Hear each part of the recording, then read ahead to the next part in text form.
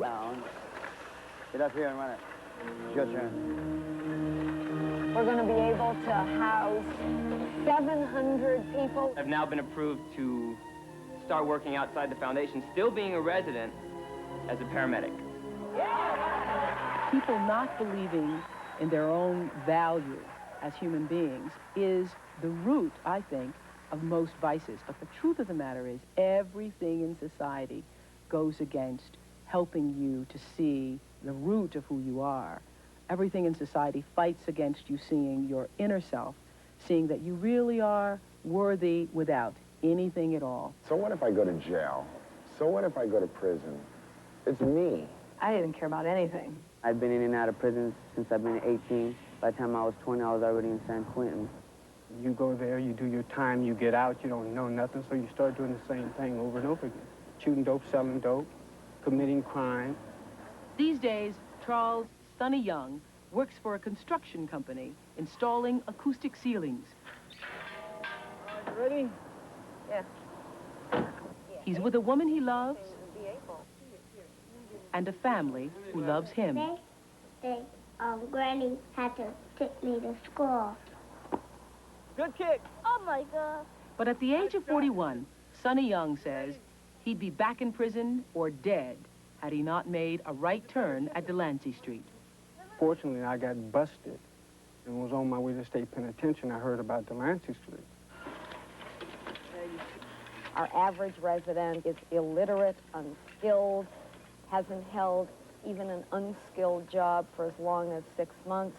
They tend to be violent, vicious, slimy, angry. They have values based on hate and hopelessness. Deception. Deception, manipulation. I mean, they really know how to destroy themselves and everybody around them. You know the list of injustices that you've been collecting?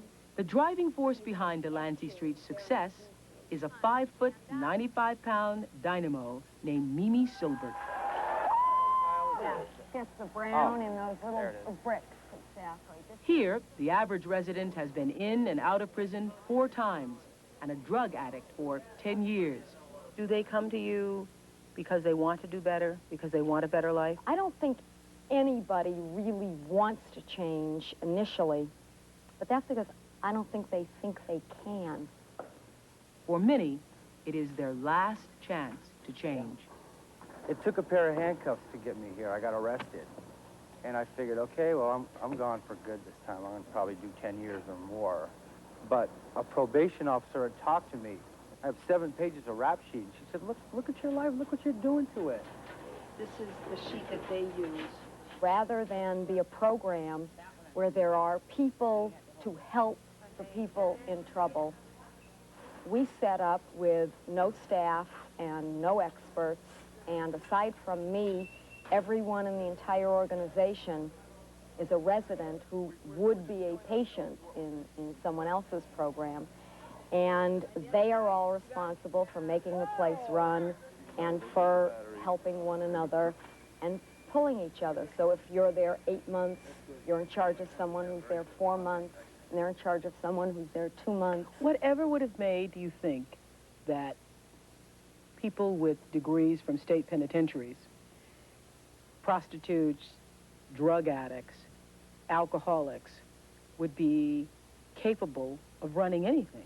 Because the very nature of getting yourself in that position means that you've shown no responsibility. Exactly. But if we're ever to change people who have messed up their own lives and who in fact are destroying it for the rest of us, then we have to make them responsible. I mean, that's the crux of it.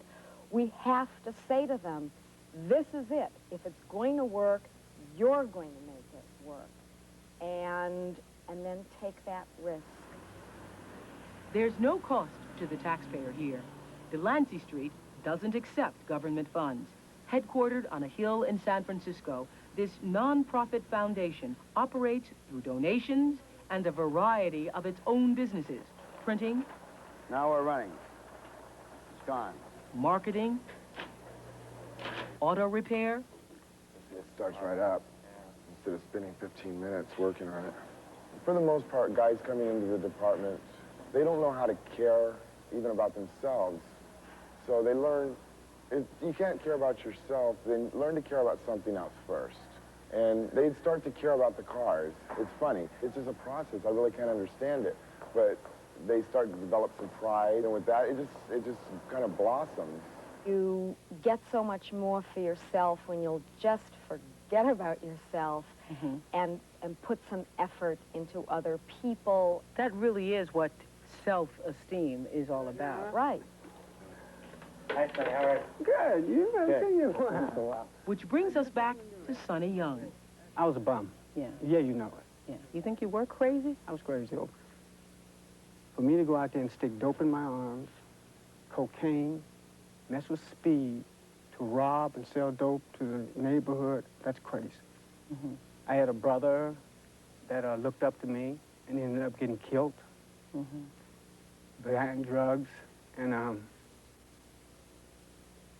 when I went to Delancey Street, well, all these things start changing.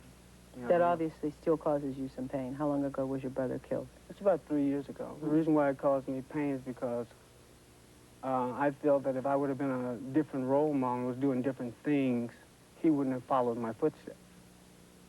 Were you really concerned about improving your lot in life, or were you just trying to get out and not going to jail? Well, at first I was just, I didn't want to go back to jail. That's the reason why I went to Delancey. And what's the difference between what people said to you at Delancey Street and what, say, your parents tried to tell you? I think my father disowned me. He said, as long as you act like this, you got 5 other brothers and 3 sisters I have to take care of, and I'm not going to let you bring me down.